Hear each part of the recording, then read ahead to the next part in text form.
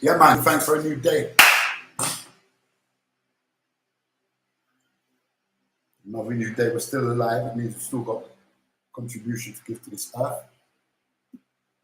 Let's keep asking the questions. Let's ask for the Creator to give us guidance so we can do His will on this earth and bring back heaven to earth and have a positive impact on this earth. All right, live trading, Great Miss D. Just been making higher highs, same. Came up, just been making higher highs, higher highs, higher highs. And still making higher highs and higher lows. So at the moment, we're still bullish, but we're just watching the market.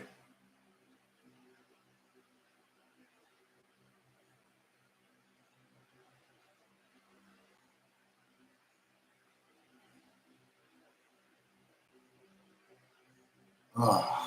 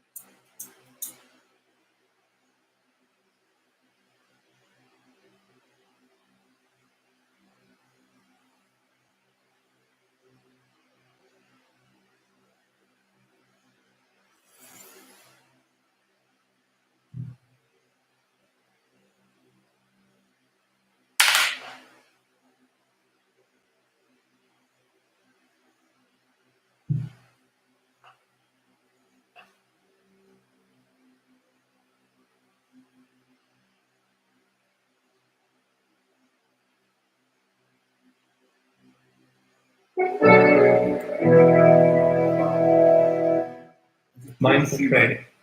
Much of the people who speak about the development of their potential as traders in the following examples have gone through the Ignite Your Spark training course for traders and have learned how to distinguish these elements of the self from the background of their awareness. Most were skeptical in the beginning, but were able to see how the building of memory circuits in the brain trains it to produce the particular qualities of each archetype discussed. They also began to see that these attributes did live within them.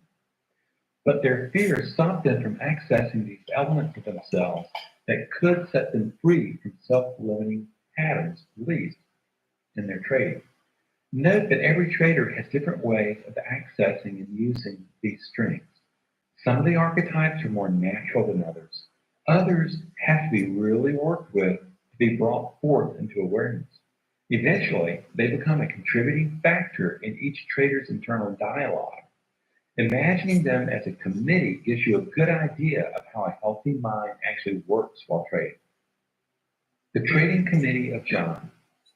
Here, the trader explains how he experiences each of the parts of himself in his trading committee.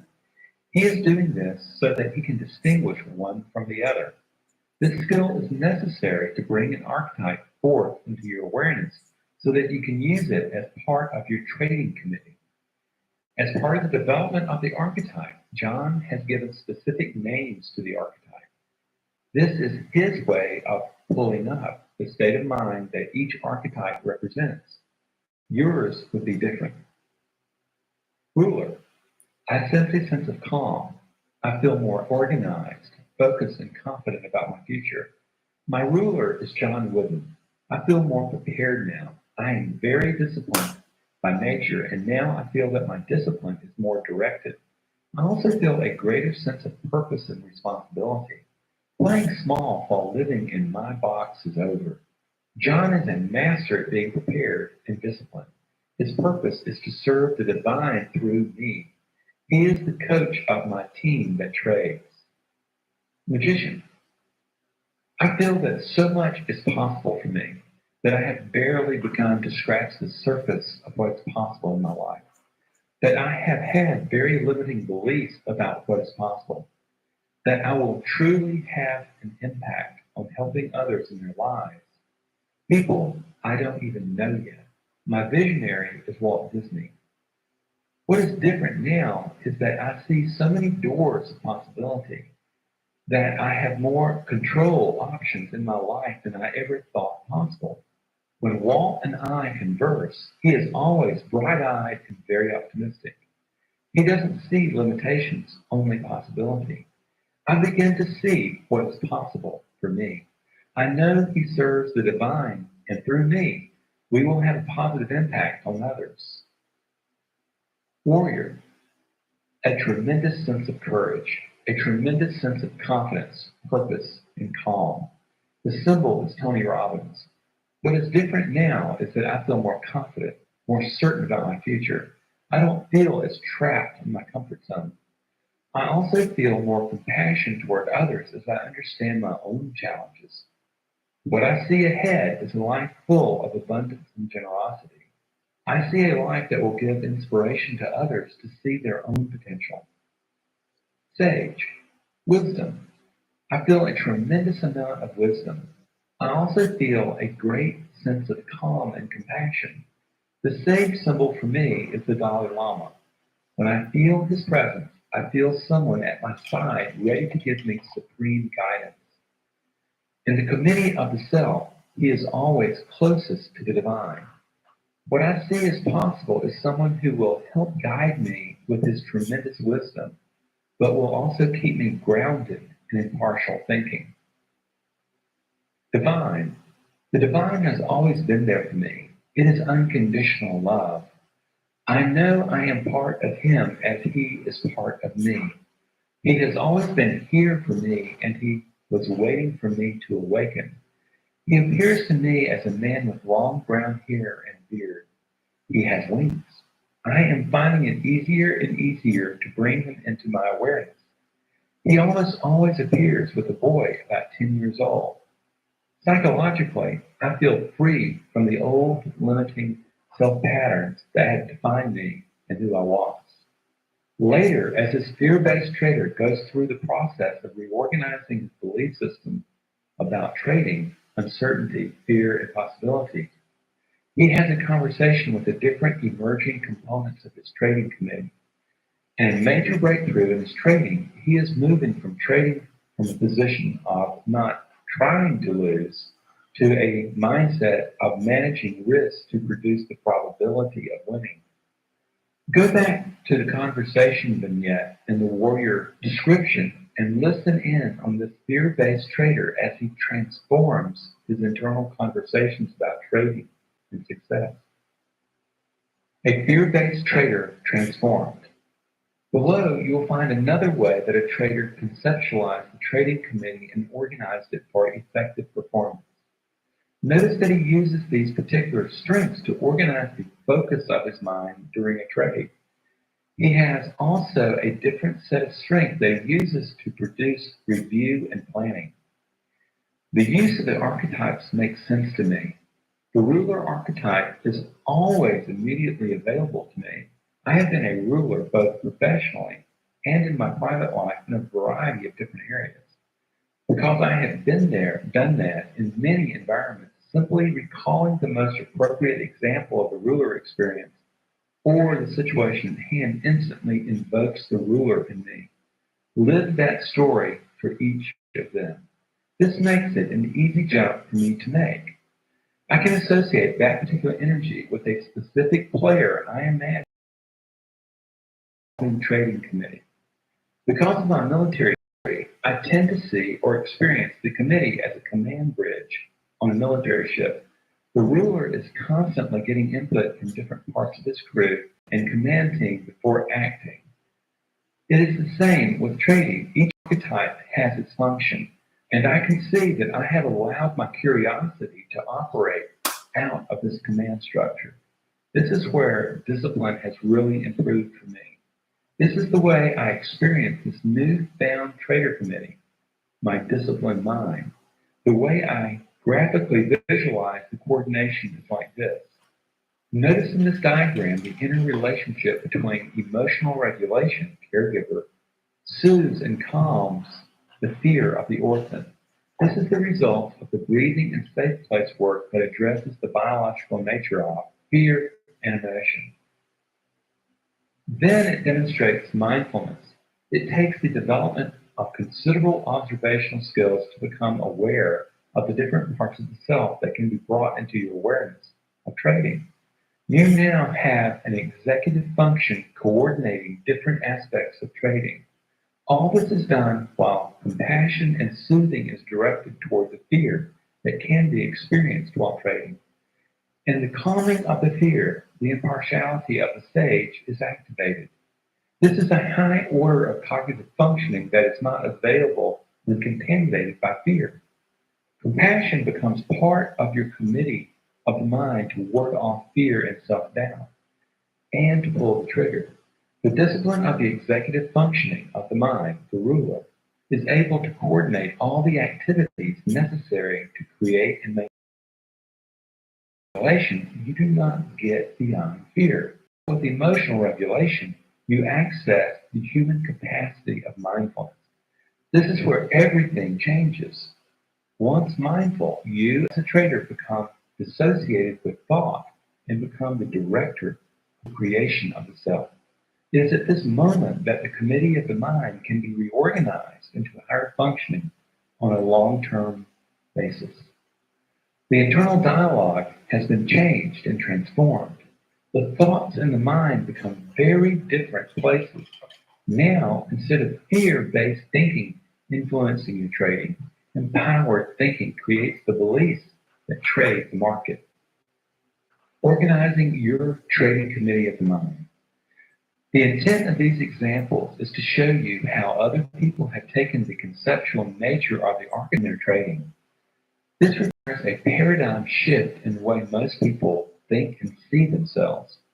Each story and every trader presented in this book are real. The names in some circumstances have been changed to protect their privacy, but the nature of their problems and solutions in trading have been used to show you how the different parts of the self can be awakened and woven together into a fabric of a very different trader. Below, you will find a conversation from a trader who has built a powerful internal team from which to trade, then had a meltdown back to prior performance levels. Take a look at the way she is able to learn from her mistakes rather than beat herself up.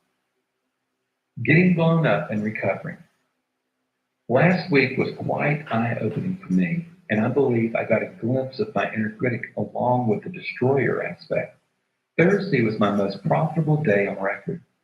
Friday was quite a reversal day for me. After reviewing the Friday's trades, it was quite revealing why things went the way they did. After a long weekend, I regrouped this week and went back to basics and traded options quite successfully. More importantly, mentally, it certainly helped regain my center and confidence level. The impartial sage part of me was back, making sure that my decisions were based on trading plan and were being made from a calm sense of authority again.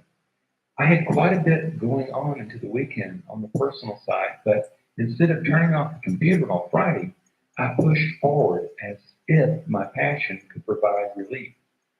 My charts even froze earlier before I entered the market, but it just didn't faze me at that moment in time. In retrospect, I did not heed my own discipline, and the futures market humbled me. This was certainly more painful than what I also had going on in my life at the moment. It actually magnified the situation exponentially because I know better. Hence, I really had to work hard to incorporate the caregiver into my weekend feeling so down. The personal stuff worked itself out as it always does. Teenagers, nephews, and stepsons. And it was always beyond my control, but I didn't realized how upset I was over the situations in the process, and my passion for trading became a temporary escape route. I see now how I set myself up for failure in the moment by failing to heed the emotional duress that would not be ignored. I had just arrived at 89% profitability trading futures in the prior week, and this week my option trades had been 100%. I am now regrouping to move forward and integrate my experience so that it supports my efforts. I know that the ruler has to be present as an observer of my trading. In the emotional turmoil of the weekend, and paid the price. I have added an emotional sponge to my trading committee. That part of me has to be if I'm going to trade successfully. I didn't have it accounted for and I paid the price. I am crystal clear on the importance of the trading committee of the mind now and wondered what I was thinking given my background in the hospitality industry, which always gave me an opportunity to mask my emotions and the interaction to change the way I felt. How could I possibly forget that I'm not in Kansas anymore? I have a mirror on my desk and my rules taped to it. The biggest part now is that I know that I have to observe my emotional status like a hawk. What I have discovered is that I have a tendency not to take care of myself emotionally, then mask it. This past week showed me that this historical practice is dangerous to my trading account and to my overall mental health. I now know that I need to develop a caregiver part of me more. I need to have compassion for myself and not let myself trade when I am emotionally out of balance. Once I realized this, I quit trading for the day and got my nails done. That was self-care. This trader experienced a lapse in her state of mind management. She does not beat herself up. She simply realizes how important it is to successful trading to produce and maintain a calm, assertive authority from which to trade. She makes a mistake and learns from it. A trader's mind is built. Throughout this book, you have been exposed to a process of transformation. You started by learning what it's like to be mindless to the underlying belief system that colors the world in which you live and trade.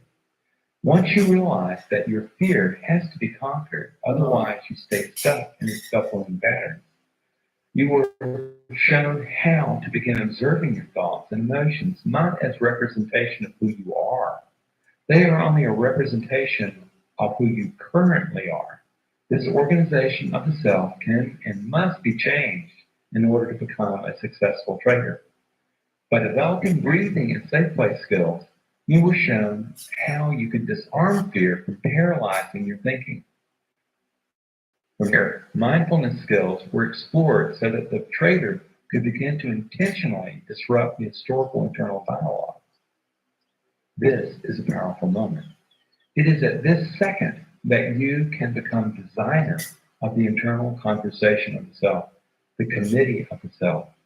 Using mindfulness as a skill, you were shown how to awaken hidden or poorly developed parts of the self that give rise to peak performance trading. The development of the mind for trading is contrary to your biology's drive to avoid discomfort. But trading itself forces a trader out of the very comfort zone that your biology, brain, and mind have collapsed you into. The skills that create a successful state of mind for trading are not the ones that you came equipped with as you began trading. They have to be developed. My hope is that this book will inspire you to act to develop the trader dwelling within you. It exists as a possibility. To move that possibility to probability will require unlearning old self-limiting patterns and developing new empowering patterns and beliefs about yourself and your trading. Once, I was speaking to a trader who had lost plenty of money in his attempts to become a successful trader. Most traders can relate to this story. He looked at me and said, "I can't afford your program." My response to him was this: how much more money do you need to lose before you can afford it? It stunned him. As long as he stayed in the mindset of can't, he was destined to continue to believe in the myth of the Holy Grail that exists on the outside of himself. You have always been the answer to your trading. Developing your potential as a human being and trader is the Holy Grail. Few of us were born to trade. The vast majority of traders will have to reorganize the psychology of the self to become a successful trader.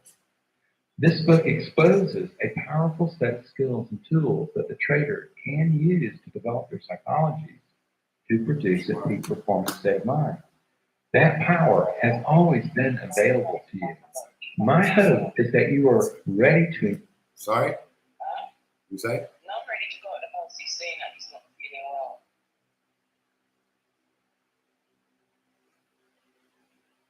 Just take him to, Yesterday he was like, just take him to school, man. Just tell him, look, you're good. You'll be fine. Just go outside, get some fresh air. I'm already on call my boss and tell her that I'm coming in today because I already don't check. Just take him, man. Just tell him, look. You'll be cool, man. Just get outside, get some fresh air, you feel better.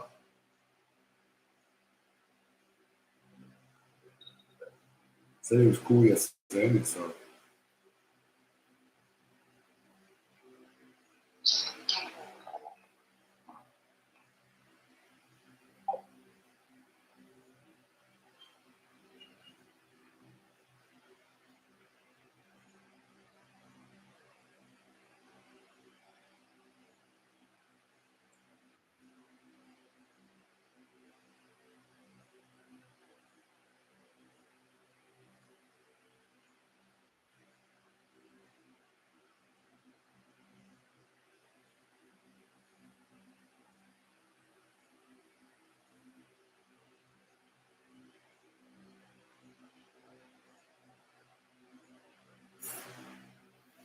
I was thinking of getting an entry, like price jumped up.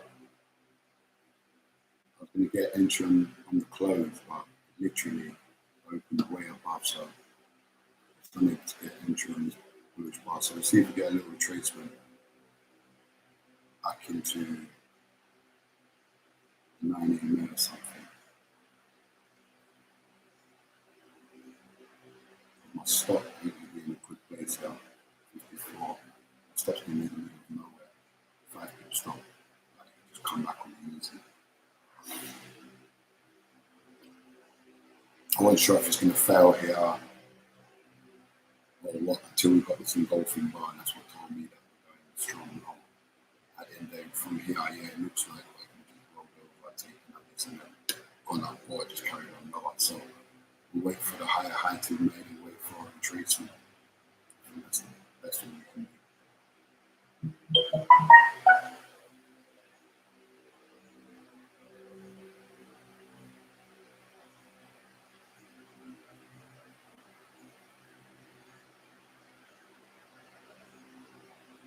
See the fair value gap inverted. It's fair value gap. After coming back into support, got it. And set up. Just getting, it just ran off a little bit. I needed to catch a little bit lower so I can get my stop. I got my stop to be 5 pips.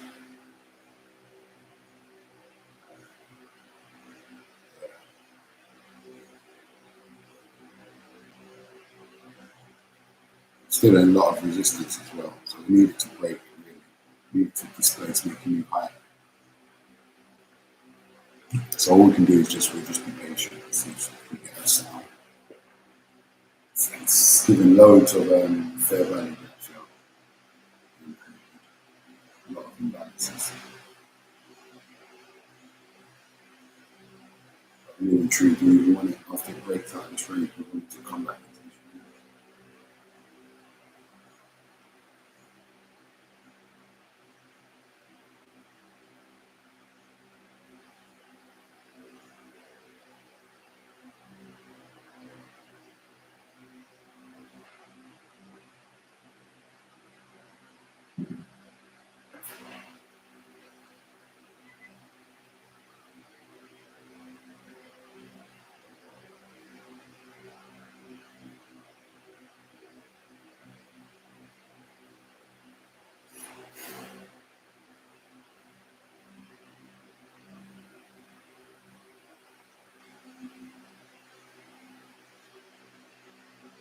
So that's a nice displacement now. So signaling that we're going back along.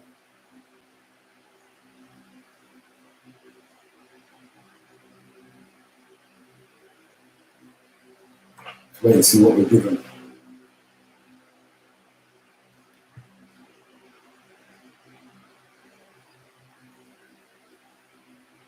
Engage this journey. You can be so much more than a fear-based trader, than a trader who is trading not to lose. All that conditioning can be deconstructed, and in its place can be a transformed trader. To do this, you will have to face the internal struggle. Now you see what is possible.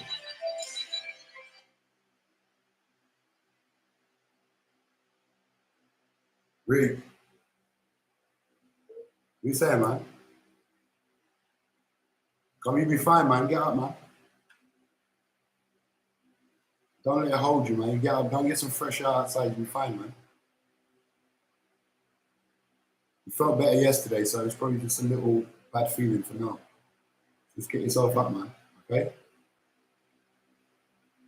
Okay, get yourself up, get going. You can't just keep taking days off life. Okay? You can manage. Okay? Sorry? It's like it's sinking. It's like it's sinking.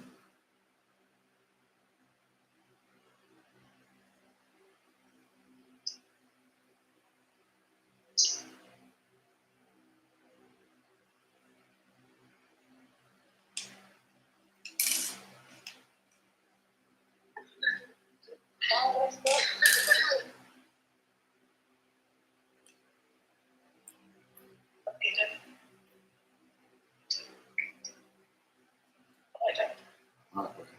Shamaya, ain't my mum at home? No, She's gone work. I wouldn't let time with her because coronavirus started from next year. You know what I mean? It's only just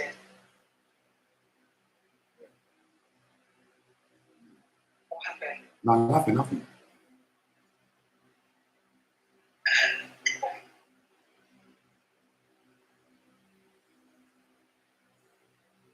don't know, man. Can't drop him to Tasha. Can't take the time.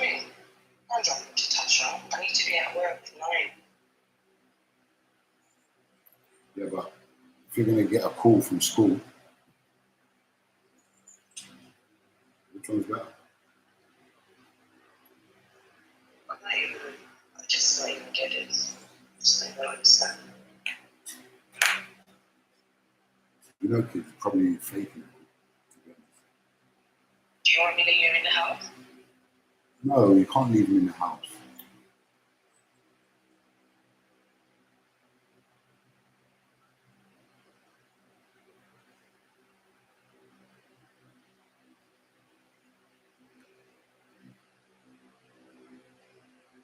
Where's Leon? I don't know, probably in the house, isn't it?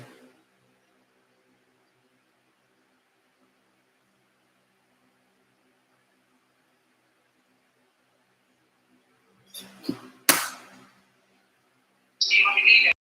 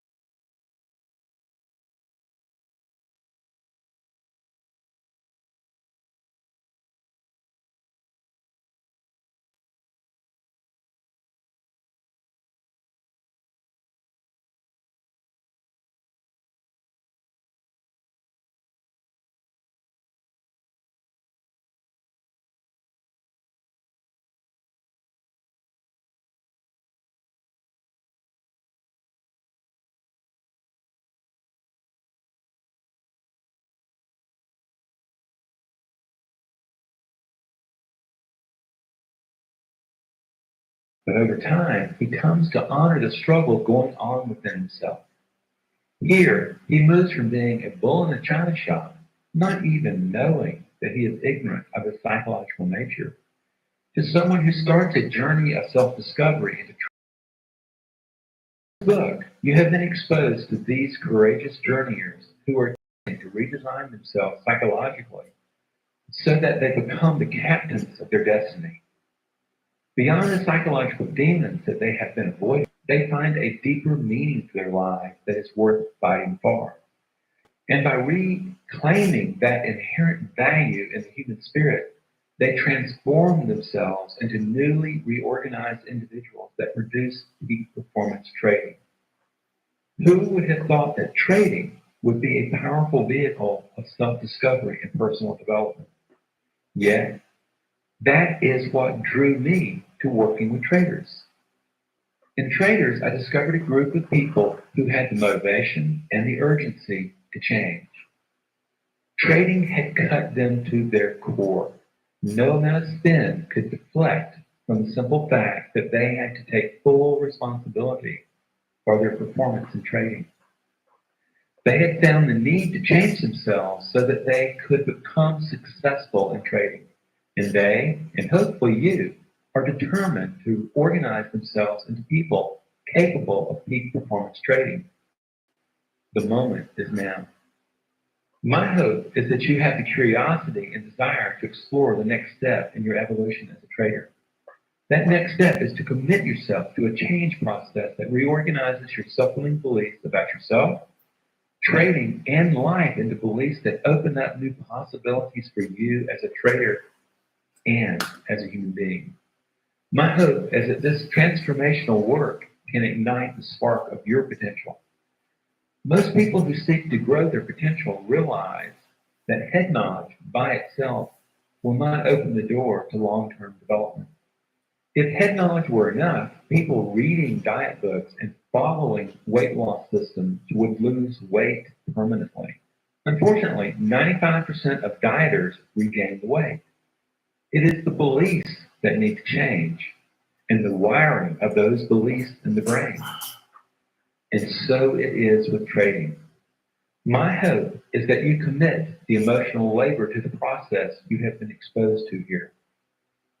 Being able to emotionally regulate your fears and impulse leads you to mindfulness and the freedom from self-limiting beliefs. In applying mindfulness rigorously to your life and trading, you begin the process of reconstructing a new organization of your psychology.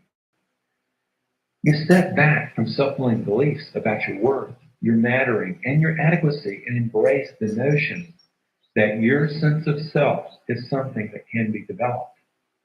And trading becomes the teacher. Peace and good trading. This ends Mindful Trading, Mastering Your Emotions and the Inner Game.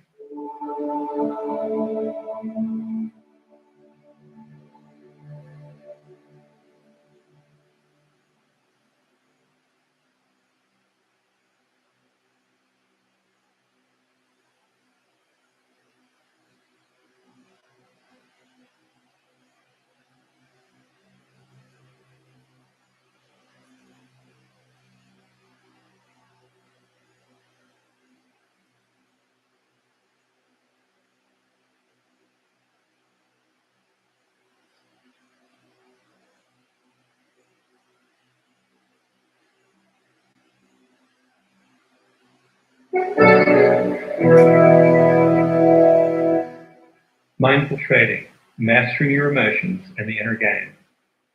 This book will show you how to develop your potential to trade from a state of mind rooted in patience, discipline, and partiality. J. Randy Howell, MED, LPC. Mindful Trading, Mastering Your Emotions and Your Inner Game. A Guide to Creating Your Peak Performance State of Mind for Trading. J. Randy Howell, MED, LPC. 2010, all rights reserved, second printing 2012. Acknowledgements. There are many that have made this book and its work possible. I have been blessed by a number of people and situations with uncanny synchronicity that have shown up at the right time in the right place. For this, I give thanks to a mystery beyond my understanding. None of this would have been possible without my business partner and wife, Doris. She made my writing understandable and kept me organized. For this, I am indebted forever. My daughter, Lisi, is the designer of the powerful image on the cover, and my son, Lee, is the model. Both have performed beyond the call of duty. I also give thanks to the traders who have encouraged me to develop the Ignite Your Spark programming and have helped me to discover traders as a focus of my work. I also give thanks to David Offel. He edited this version so that it now reads seamlessly. Then there are the giants whose work allowed me to integrate many different disciplines into a coherent theory of awareness and transformation.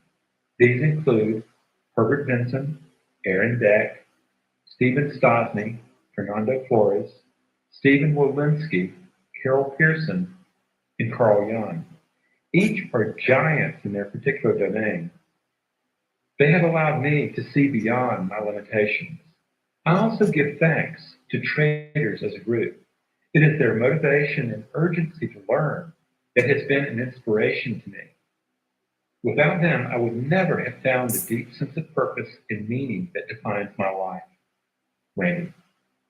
Table of Contents. Introduction, Part 1.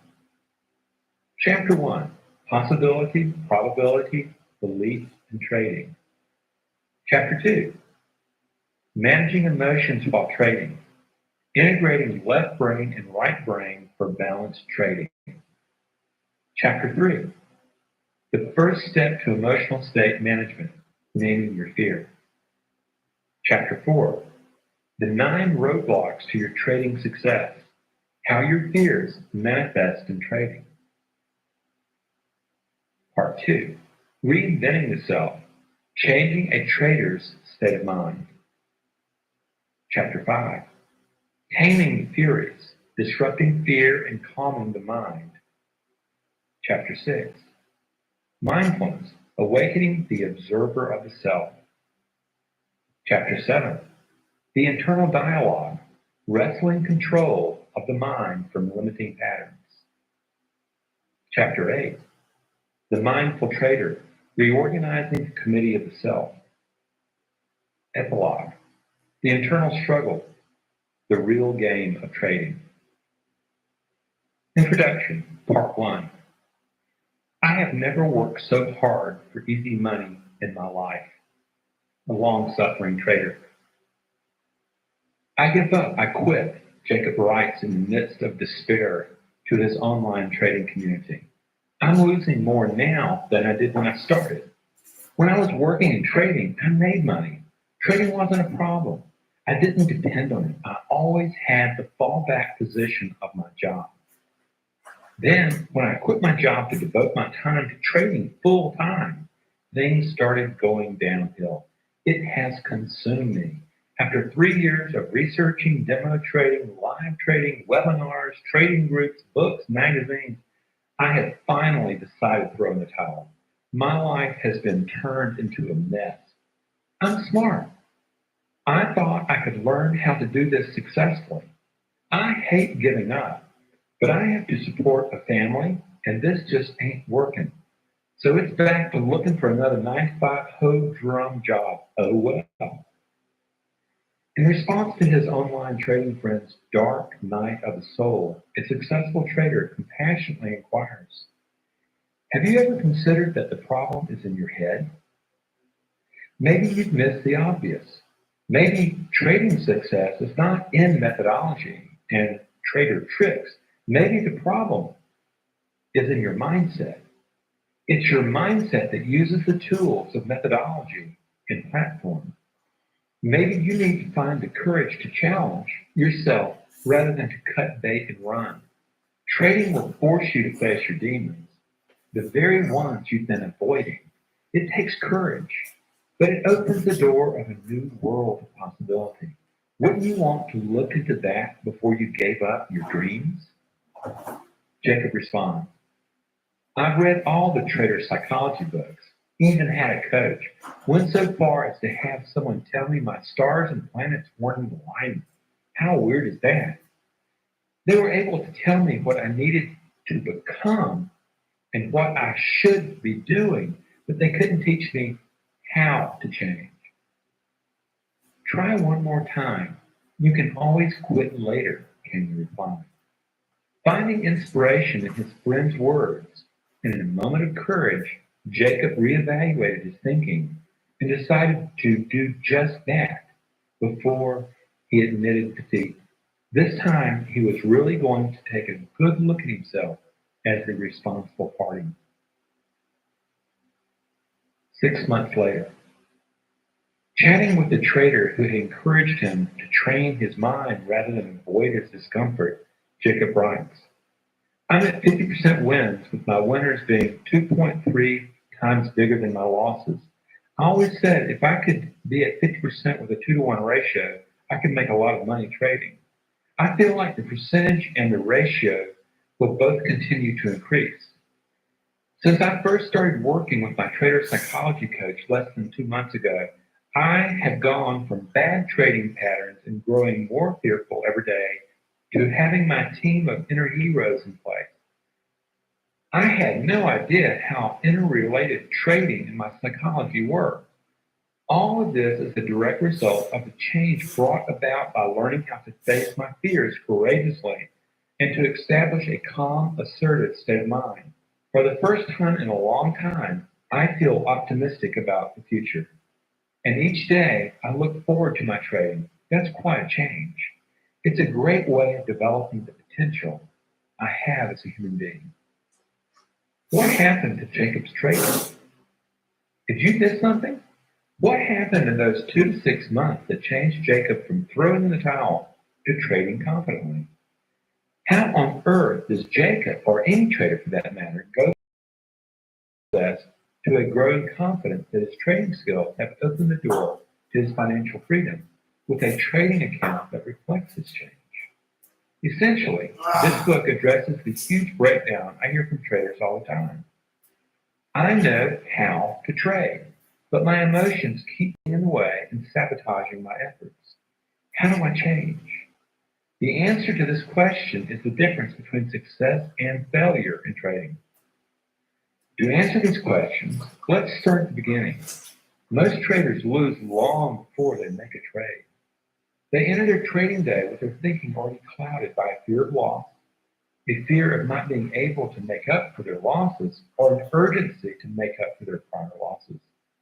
Entering a trading situation in this state of mind is a setup for losing that will become an avalanche. Learning to manage this is the difference between success and failure. Unfortunately, traders ignore or avoid dealing with their emotional nature in their mind.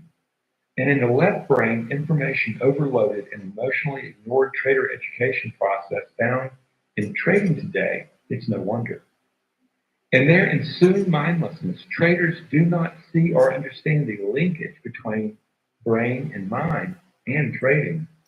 They become blind to the unseen forces that shape perception and create the dynamics of their trading.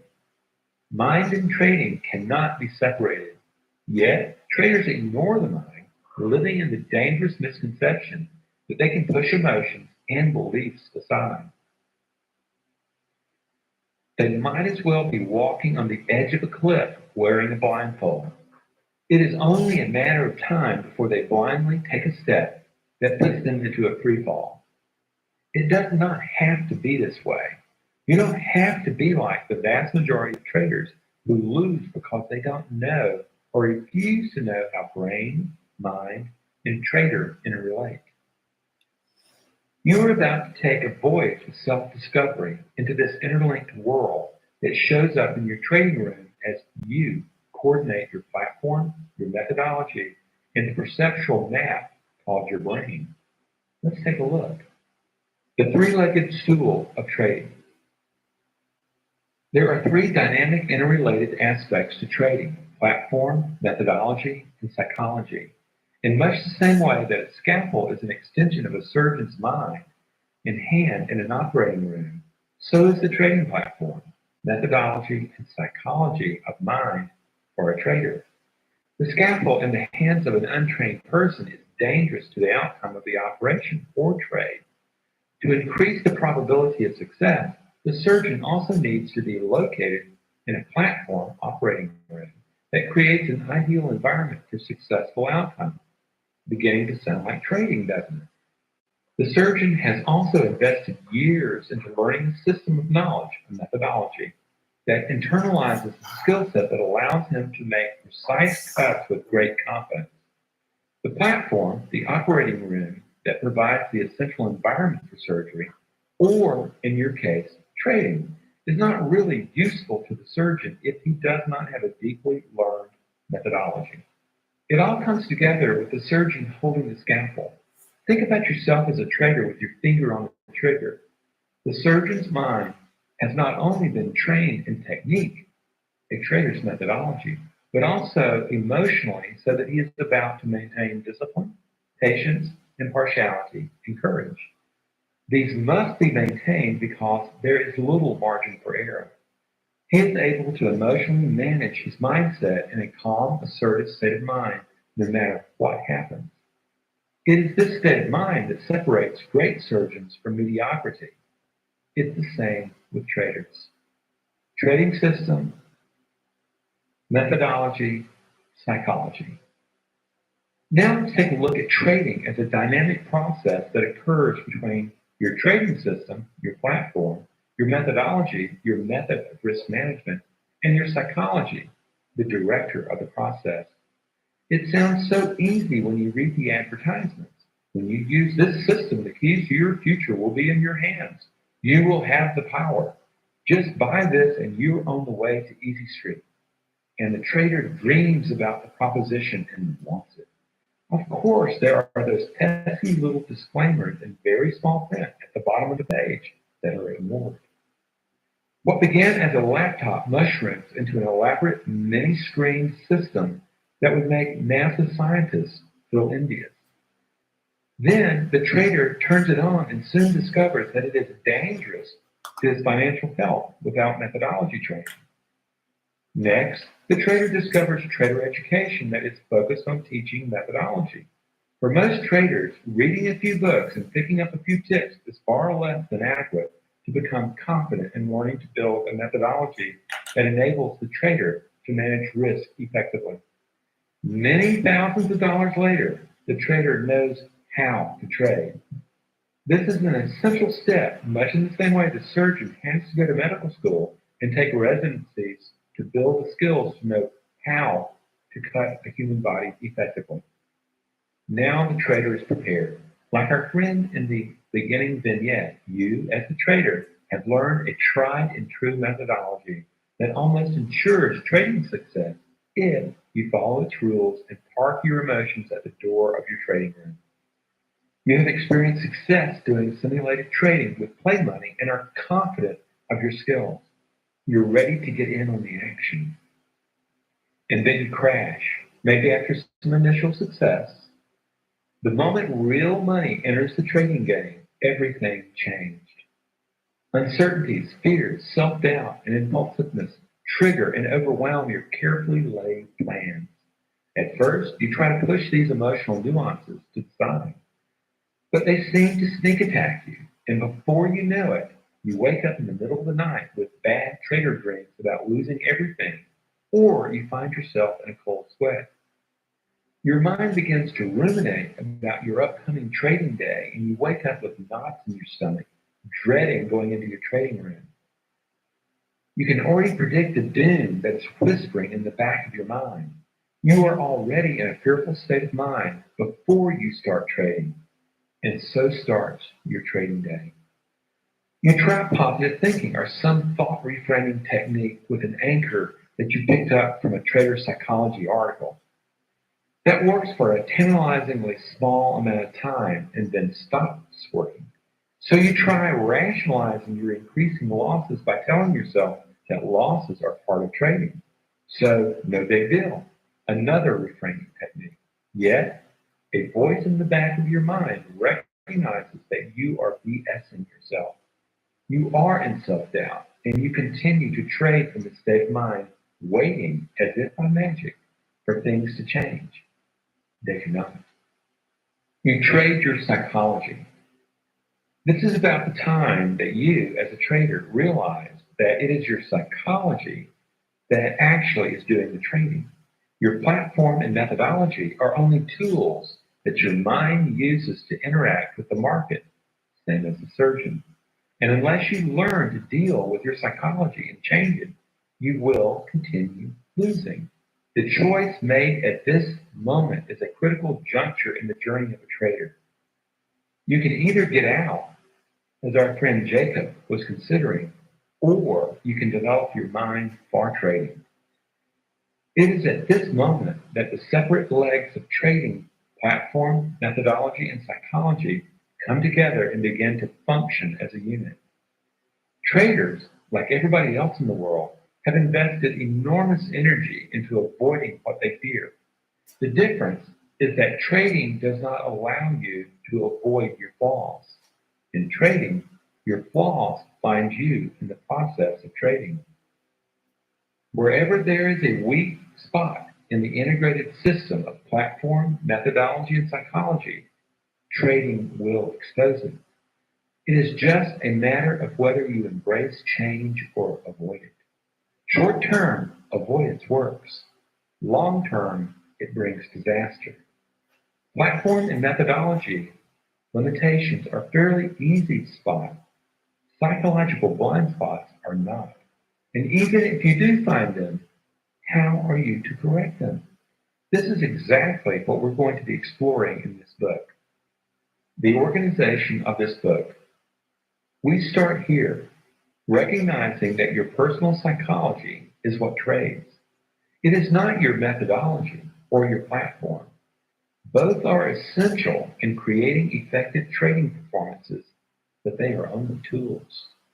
It is the organization of the self, your psychology, that trades. You trade yourself, and you are what you believe at the core of the self, not all that superficial fluff that you tell other people. That is why when your money enters into trading, everything changes. Trading cuts right through the fluff to the core of what you've been avoiding. Sorry, but this is the nature of trading. Suddenly, you were thrown into risk, and depending on the organization of your psychology, you either trigger to fear and self-doubt or to grandiosity, greed, and impulsiveness. Trading from this state of mind creates incredible suffering for traders. Reorganizing the self so that your psychology trades from a peak performance state of mind is the essential quest for a determined trader. Initially, you will be looking into the nature of perception. You will learn why you see what you see and do not see what you don't see, particularly in the pitfalls of mindless trading. To do this, you'll be learning about the biological and psychological nature of fear and how to manage it so that a more empowered trader begins to emerge within you. You will be learning about how to emotionally regulate fear and greed so that they do not sweep you, your thinking, and your trading off into Never Never Land. Emotional hijackings can become a thing of the past. It takes work, but every successful trader has to learn this lesson. The payoff is consistent, less stressful, and disciplined trading. Next, you'll be learning about mindfulness. This is where you discover that you and your thoughts are not the same. You will literally learn how to step back and observe the heretofore unseen forces in the mind that have been dominating your state of mind. With this skill, you will learn how to find the discipline, patience, courage, and impartiality so necessary for effective trading. This is the moment where you will discover that you can reorganize your beliefs and perceptions to become a different you. You can become the person who brings forth consistent trading. You are really learning that these aspects of self are already there. You have simply been blind to their existence and have not known how to develop these aspects of the self, nurturing and developing them so that they are center stage during your trading day becomes a skill to be managed. Essentially, this book is about hope. You will learn how to see the market from a different perspective. And from that perspective, it begins to open up to you. So, let's start with possibility and how we become mindless to our potential to become consistent traders and blind to how to find more purpose, meaning, and joy in our lives. How do we come to be living in the lives we inhabit? It is interesting. Let's take a look. Chapter 1, Possibility, Probability, Belief, and Trading. The truth is in the eye of the beholder. Two traders one day. It was Monday morning, and after his wife and the kids left home, Steve went into his trading office upstairs. It was quiet, and he wanted it to stay that way. He wanted it quiet enough for him to hear himself thinking. Before he started his charting in preparation for his trading day, Steve sat down in his chair and began preparing his mind for the upcoming trading day. He closed his eyes and began taking deep, long breaths. His body began slipping into relaxation, and after a while, his mind began calming down. In this intentionality, slowed down mode, he noticed a certain internal discomfort in his mind. At first, he felt the temptation to push the discomfort out of his mind, but he knew better than that now. Previously, left unattended, little voices of fear had mushroomed in tragic trading mistakes. Steve always had a background fear of uncertainty that would nag at him in the recesses of his mind. It used to be that he would push this fear out of his conscious thought, but that was a long time ago. Now he knew better. He knew that this was an alert that he needed to take care of. He had a couple of losses last week that still festered in the back of his mind. Now Steve knew he needed to address this discomfort before it showed up in his trading. Patiently, he sat with this frightened, childlike part of himself. He soothed the fear down so that it no longer tugged at his awareness. Steve knew that he had to manage his state of mind by acknowledging and comforting the fearful part of himself first. If he avoided his fears or attempted to banish them from his awareness, they would come back to haunt him in his state of mind, and this would compromise his performance in trading. After he took care of this residual angst, and with his mind now calm as a still pond, he focused his attention until he established an open and expansive state of mind, perfect for charting and looking for possibility in the market. Opening his eyes and preparing for the day, Steve began his charting from his mood of expansive sense of possibility. This part of trading fascinated him. He was preparing himself for whatever the market would give him. The early morning angst calmed.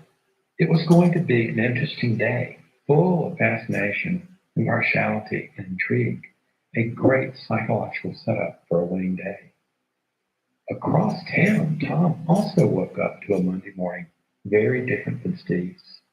He too went to his trading office after breakfast, seeing his wife off to her job and getting the kids off to school. Tom felt a nagging doubt in his mind about his success as a trader. Last week had been a tough week. He had several drawdowns that he did not want to. He could remember how he looked and felt in vivid technicolor. He felt stupid when he reviewed his trades. How could he not have seen that coming? He hated the fear that would cloud his mind and cause him to hesitate too much before getting into a trade, then jump in too late. Don't let that happen again, growled a thought emerging from the clutter of competing interests in his mind. The pit of his stomach growled. Tom swore he would quit drinking so much caffeine before his trading day started. He'd get to that later. Right now, just push it aside. As he turned on his computer, he admonished himself, don't screw up again, and don't you feel scared. With that, he pushed the thought out of his mind. I don't have time for that kind of stuff. I'll just have to think positive thoughts and control my thinking, for only good things can happen. His law of attraction training kicking in. I'll focus on what I want to happen, not on the bad memories. Tom continued as he turned on his computer to start his day. I hate charting, but it's something you've got to do, Tom commented to himself under his breath. As he labored over the charts, looking for the kind of setups that could make some of his money back, thoughts and images of his prior losses kept bubbling back up into his awareness. When they did, he pushed them aside and scolded this anxious part of himself. Park your emotions at the door, buddy. Just focus on trading. Steve commented as he began to look at setups. This drill sergeant discipline had worked well for him as an entrepreneur. Make the opportunity happen and seize it. That was his mindset. It had also worked well in business, and Tom was going to make it work in trading by sheer willpower. If he could, Tom would choke the life out of those errant thoughts. He had to be stronger than that. Tom set his mind to a game day attitude. I'm going to take charge. I'm going to take back what I lost, were his last words. And it was a great psychological setup for a day of revenge trading. The reality we create. Who do you believe is the more effective trader in the vignettes above? Both had losses from the previous week.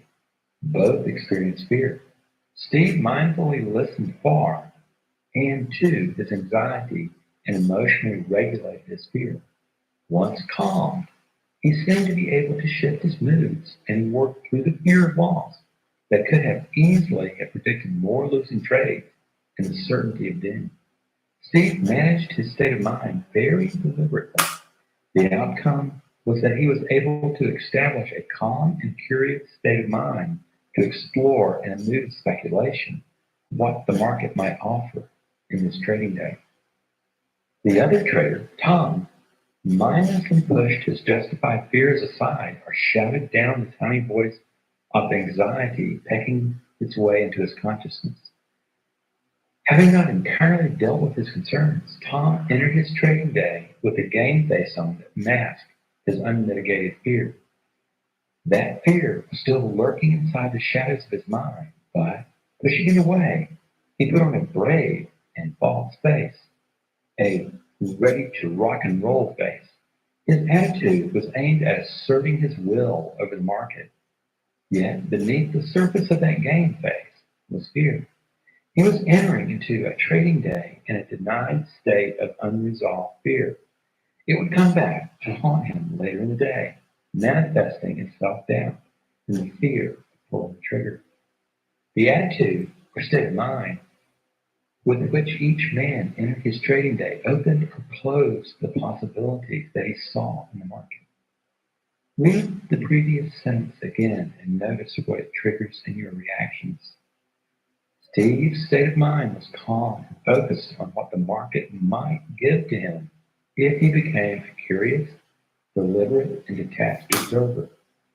He was no longer driven by fear. If he had not resolved the fear within him, he never would have been able to reach the curious, inquisitive state of mind he used effectively throughout his trading day. He had become quite intentional about creating and maintaining this state of mind, and it allowed him to see things very differently than the eyes of Tom. Tom, without realizing it, set himself up for failure. The dynamics of success in trading were very different than the dynamics of success in his past business. And he had not grasped this yet. By intentionally ignoring an emotional disturbance within his awareness, Tom was actually pouring gasoline onto a smoldering ember of fear lurking in the shadows of his mind. Fear was present in Tom's mind. Ignoring it or pushing it away did not eliminate it. It only took it out of awareness. In Tom's case, it led him to enter a trade day in a cover-up state of mind, while in the background of his mind, his lurking fears created the perceptions that he lived in while he traded. Your emotional state always determines the kind and quality of perception you see from. Perception, thinking, determines the possibilities you see as a trader. The possibilities you see are what you will act on pulling the trigger. And the actions you take bring forth the continued reality you experience. This is very important to understand. Go back to the vignettes of Steve and Tom and look at their separate stories with this set of distinctions. Emotional state gives rise to state of mind, gives rise to possibility, that gives rise to action, that gives rise to reality. Notice that Steve does not force a positive attitude to mask his fear of continued loss, while Tom does. However, Steve does possess a set of skills and knowledge that allow him to manage the emotional state that gives rise to his state of mind. This is the observation I am inviting you to see here. Tom, out of his fear of fear and his lack of psychological skills, attempts to fake it. But the process of trading will cause you to cut to the chase and force self-honesty. This is a lesson that Tom has not been humbled enough to see yet. It was the same market and the same day that each was preparing for. How could it have shown up so differently for each one? Notice that each man had a thought-wide perceptual framework going on in his mind. While Steve actively explored his thought life, Tom had a preconceived notion of what was the right way of thinking to produce success, and he did not question his way of thinking. In fact, Tom did not even know to question his beliefs.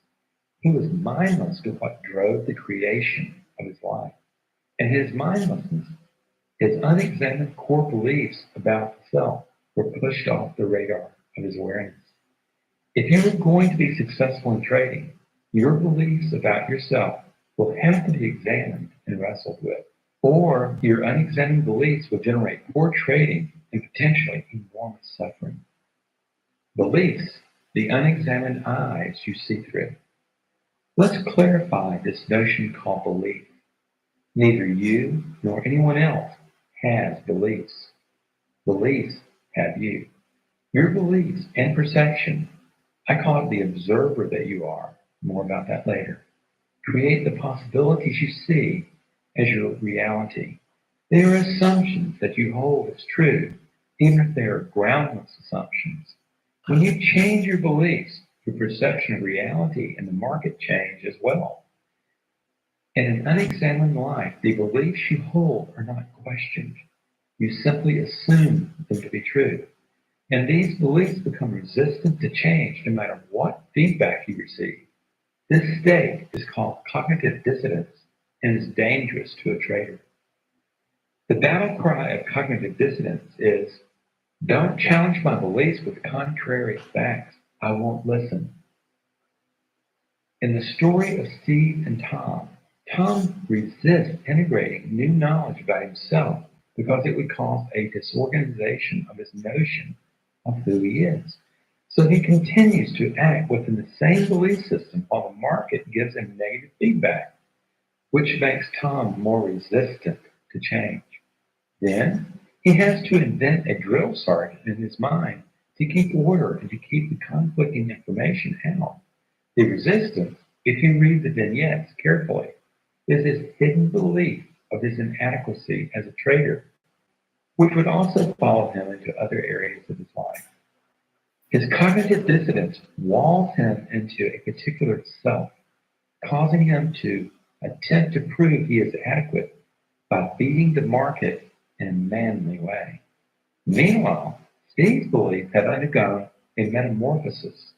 He does not avoid contradictory information. In fact, he looks for it as a disturbance within the self that blocks him from a fuller expression of the possibility of his being.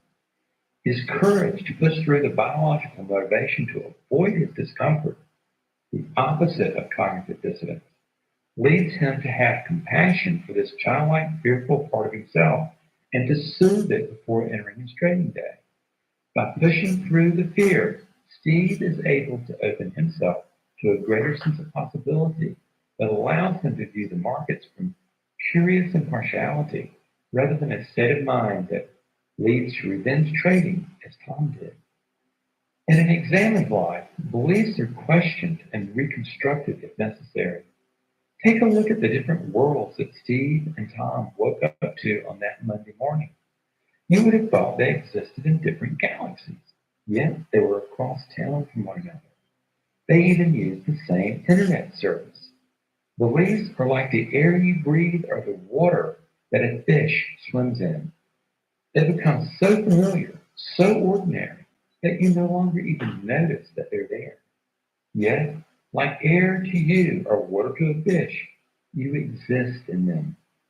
You are born into a set of perceptions called a historical narrative and develop a perceptual map through which you view reality or the market. There is no final reality out there that determines the market. It is not you seeing the market. It is the beliefs encasing your awareness that open or close the possibility of what you see. This perceptual map creates explanations, anticipations, and predictions based on your biases that get wired into your neural circuitry. You, in mindlessness, see nothing. You are like the fish in water. The you is so absorbed by the perceptual map that has been created outside of your awareness that you do not see that you are blinded by the beliefs you were born into. This is what I refer to as mindlessness, which we will be exploring further later in this book. These beliefs become conversations in the mind. To the trader, it is all about those thoughts running in the mind. You experience these conversations that emerge from unseen beliefs as thoughts. We all have thought lives. The mistake you make while mindless is to believe that they are you having those thoughts.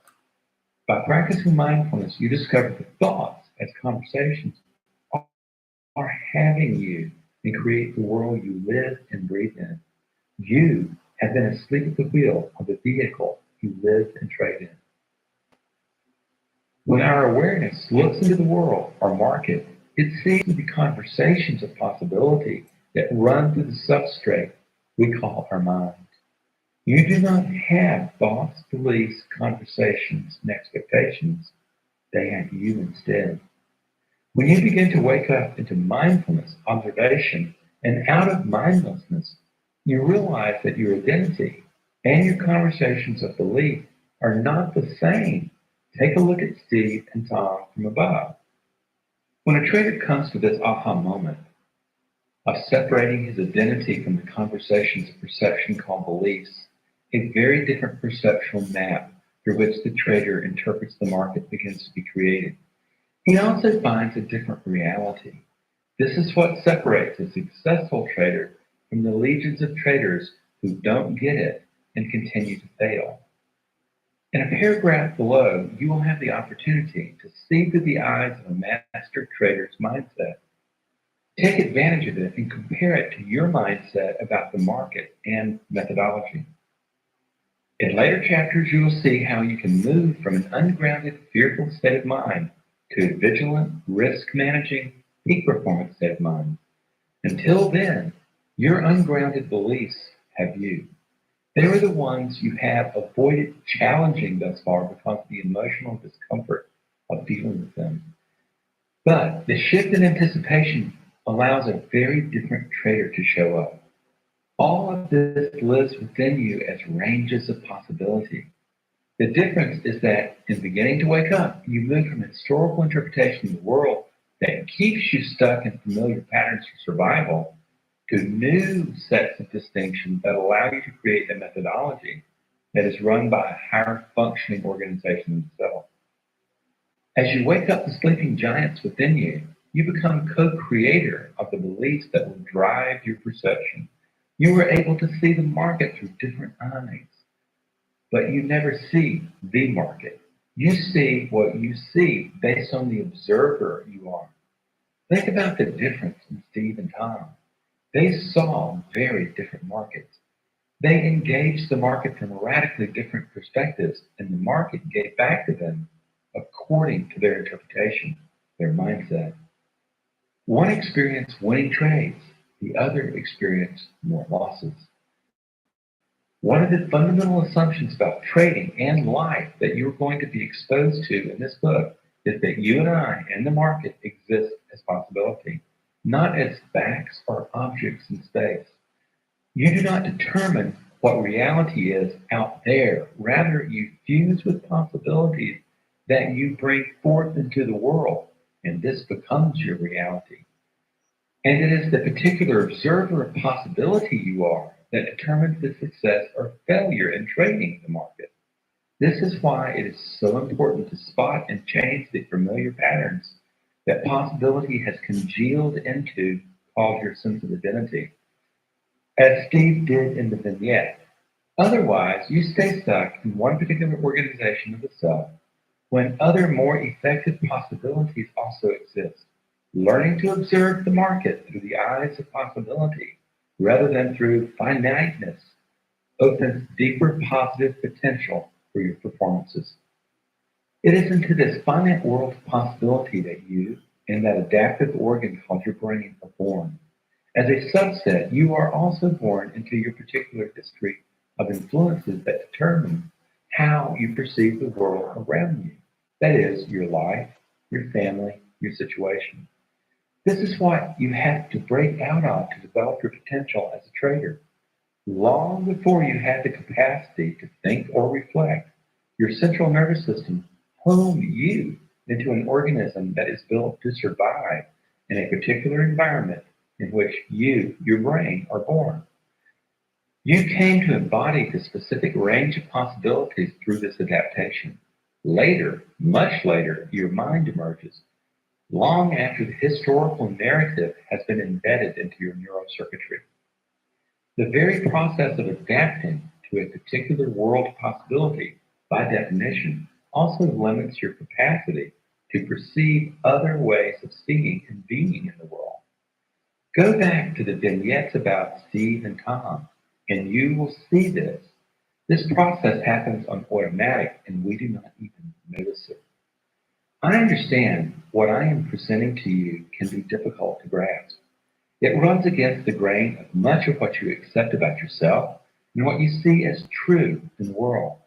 I also know that the vast majority of traders lose money every day attempting to stay the same and to not change their beliefs that drive what you see as possible.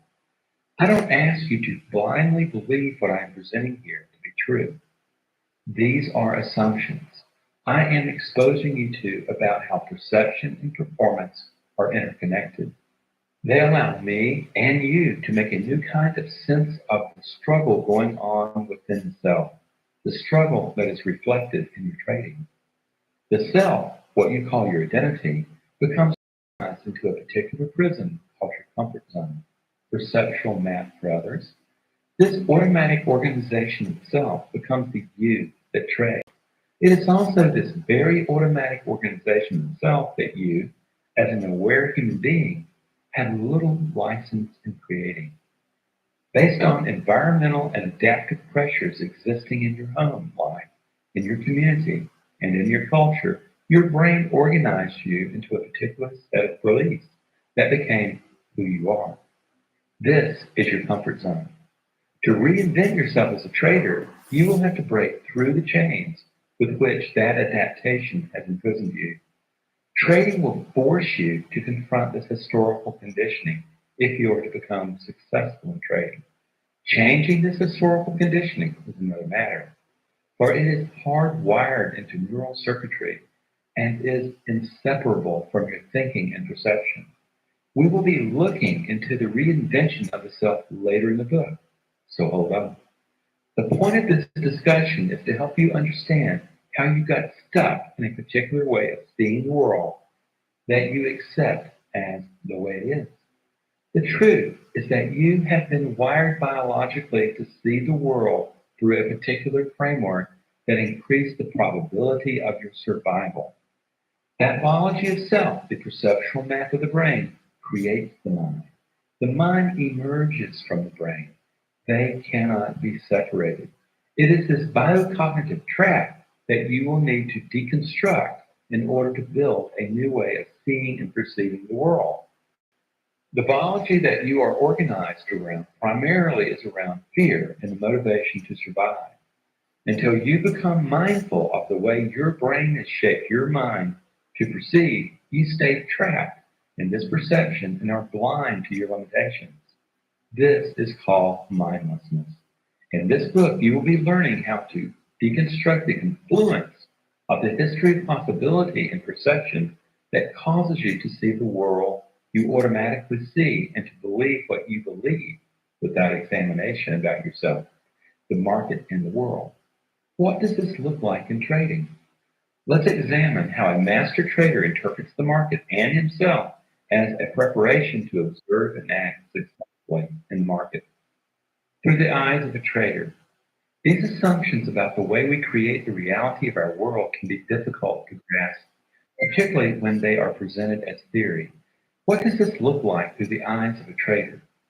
In an exchange of emails, a successful trader who has integrated this work into his trading assesses the interplay between his beliefs, his methodology, and the market. Listen carefully. I separate the notion of reality from beliefs. However, these are those things that I choose to rely on. I have consciously changed my beliefs in my life. My reality, on the other hand, is that part that is neurally wired in me. I know this may sound like semantics, but it isn't. In my email, this is part of his instruction to a group of his trading students. I specifically tried to highlight the fact that I was choosing these beliefs, more about this in a minute. For example, I choose to use a particular trading methodology, but that belief is not neurologically grounded in me. It is simply a framework in which I choose to view market structure. I readily admit that the market has no knowledge of the existence of that structure. In my trading work, I have done many exercises of simply removing all indicators from my charts to purposely change my perception. I have also used Elliott Wave for a year, which is also a structure in which to view the market, very different from DG. I made a choice of which structure I wanted to apply to the market. I didn't choose a structure that I thought actually was the market. This is very important to my mindset and approach to the market. I am under the perception that all successful traders have adopted some sort of belief system about the market. I also think that these traders would readily admit that their beliefs may not necessarily be shared by others, yet it doesn't matter. It is what they choose to adopt. Notice in this excerpt that the master trader adopts his beliefs by choice. He has had to reorganize his beliefs based on feedback from the markets. This is the opposite of cognitive dissonance in the majority of traders in the market who resist feedback that would cause them to rethink their core beliefs that they have about themselves or the market. What do you choose to believe about the market? Most likely, if you're reading this book, you have not chosen the beliefs you hold about the market or about yourself. First, you have to wake up from the mindlessness of not observing thoughts, beliefs, and expectations that have congealed into conversations in your mind. Until that time, you will always run into the wall and feel the pain. Wrestling your beliefs from the history that became embedded into you is exactly what this master trader has done. In deconstructing that history of beliefs, he has also been able to reorganize his beliefs in such a way that he sees and acts in the market very differently than when he first started working with me and had his aha moment. He learned to reorganize himself very differently than the world he was born into and adapted to. So can you. In the excerpt above, the master trader is discussing how he uses a methodology to help him observe the phenomenon called the market. He is choosing a particular structure as an intentional belief, knowing full well that the use of his methodology does not allow him to determine the market. Rather, it gives him a way of understanding the market as he acknowledges that there are other ways of understanding the market. There is no right way. He volitionally chooses his beliefs after testing market reality and discovers that different methodologies help the user to observe the market from different vantage points. Neither is true in an absolute sense. Both simply provide a structure through which to observe. He is a particular observer who mindfully chooses his trading methodology based on his beliefs regarding the market. This is something he learned to do. By being mindful, he is able to choose his beliefs rather than having unexamined beliefs creating his interpretation of the market. You will be learning more about being mindful and developing the tool of the observer later in the book. So what market do you see and what you is seeing it? Let's take this one step further. Here is the same master trader continuing to mentor a group of traders. In a training exercise, he explains how his beliefs are actually doing the trading. He is not trading. Notice that he is mindful of his beliefs. They are no longer holding him.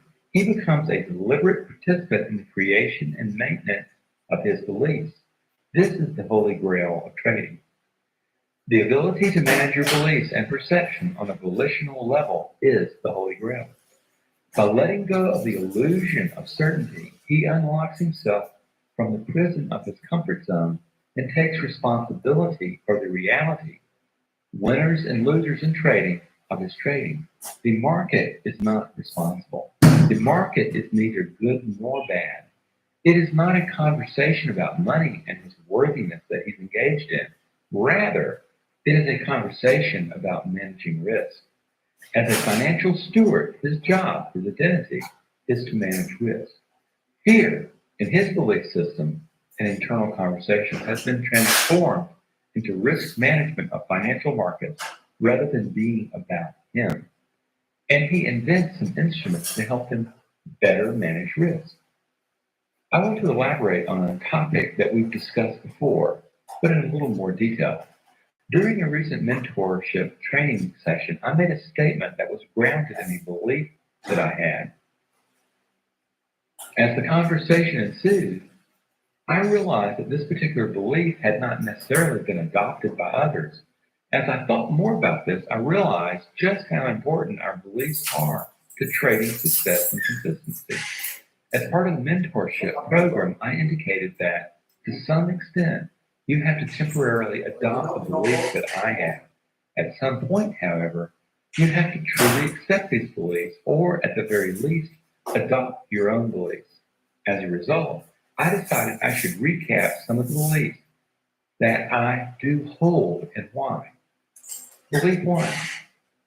I accept that I consciously am choosing to use a particular methodology to provide a structural view of the market.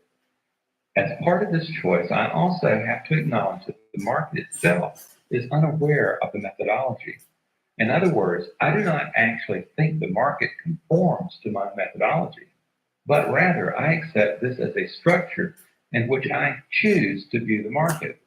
It is important to understand this distinction.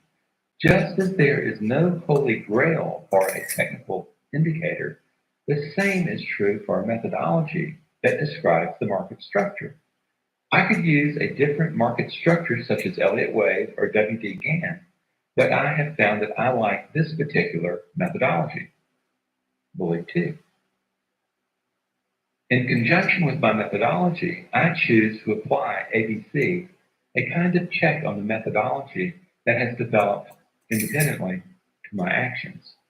In the context of time frame coordination, it is quite logical to establish a hypothesis that is conditional, non-predictive.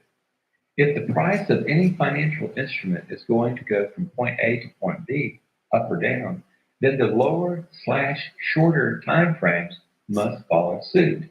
It can be no other way. Simply put, if my hypothesis A is going to happen, then a shorter time frame period must conform B in terms of price action. Furthermore, an even shorter time frame period will exhibit evidence C that the must time period is indeed happening. And it is this phenomenon that makes the methodology I use and ABC a good combination. Notice there is absolutely no prediction in the statement. This is purposely stated in an if statement. When DG is the market methodology, ABC is my internal methodology. It keeps me out of prediction mode while at the same time allowing me to monitor DG's structure and objectively. If the market is not doing what it's supposed to do,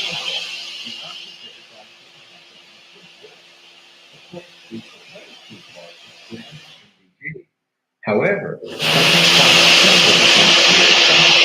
market this is really no alternative. Granted, for a short time only, markets may appear to go nowhere, but markets must move in order to exist. I guess this is really another belief. Markets do not just stand there, with the obvious exception of a security that has been halted for trading. But to the point, if the market structure reveals that the initial hypothesis is not happening, then indeed the opposite must be happening. And in all cases, my methodology allows that alternative to be objectively defined. Notice that the master trader's beliefs are intentional. He chooses the belief system that he applies to trading and to much of the rest of his life. It is these unexamined beliefs to which you are blind that are dangerous. I ask you to explore your beliefs about the market. Remember, they are I'm going to not break even when we your break these beliefs. lows. They are the beliefs that have been handed down through the generations, embedded. I usually break even after 7 pips. But after we break this low, I'm going to break even. That should be about 6 pips, 7 pips or something like that. Nearly at 6 pips, so yeah. So usually 7.5 pips, halfway to my target, I break even. But as we take out this low right now, that should be nearly 7 pips. And still at 6 pips, 6-1.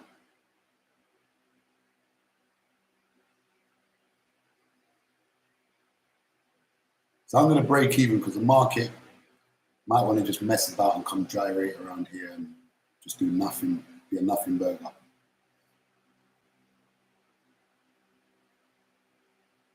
So yeah, it might just come up and then want to go again after. So I'm going to break even for now and we'll see how it goes. We'll see if this is a good plan or a bad plan. I do usually wait to 7 pips, but sometimes these type of trades set up like this, you get a bounce here and then the price comes all the way up here and it just messes about, especially the time that we're at now.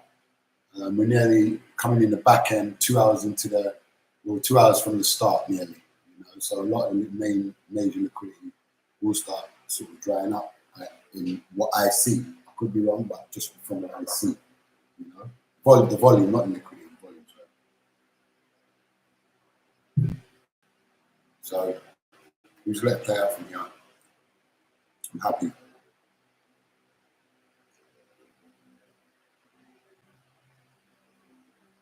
Into your family and your culture.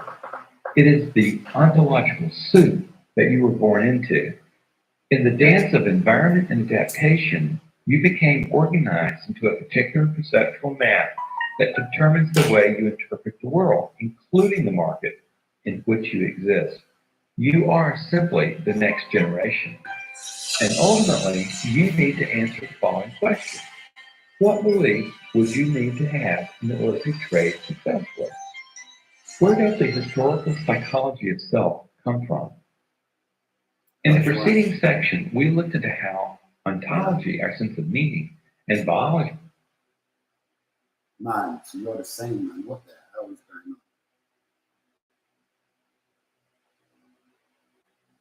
going on? Man, you've been sick and you don't feel like you can put anything in your mouth?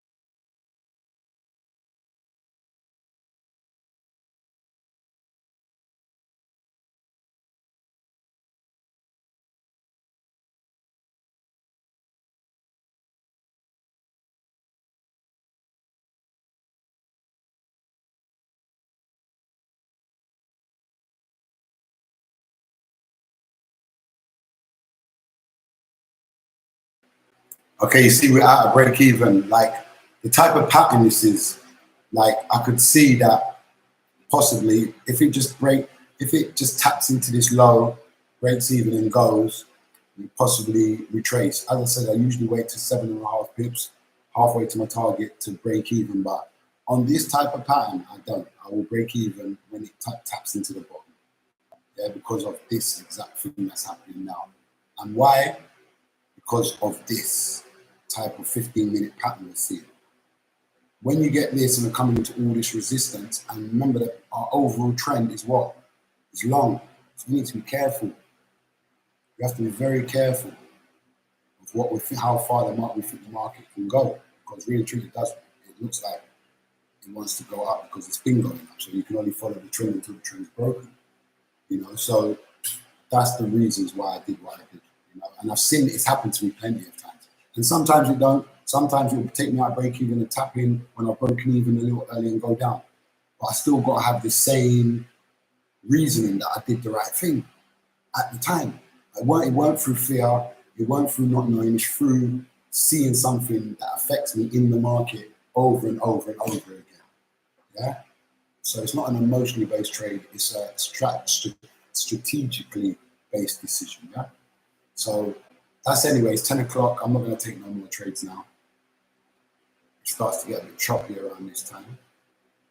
Even if you do get a good move, which is the move that's happening now, probably going to take out the highs and go. Probably get to take out these highs. Maybe not. It's 10 o'clock. Might want to come back first. Mess about before we go. So I'm going to end the live stream. We took one trade in that break even. I'm happy with the trade management, happy with the strategy, I'm happy with what I saw and waiting to trade. Even though I did know like the price is long and it's just that we had all this liquidity building up. So I thought, you know what, we might want to take out this liquidity before we go up. So that's why I took the short. Yeah.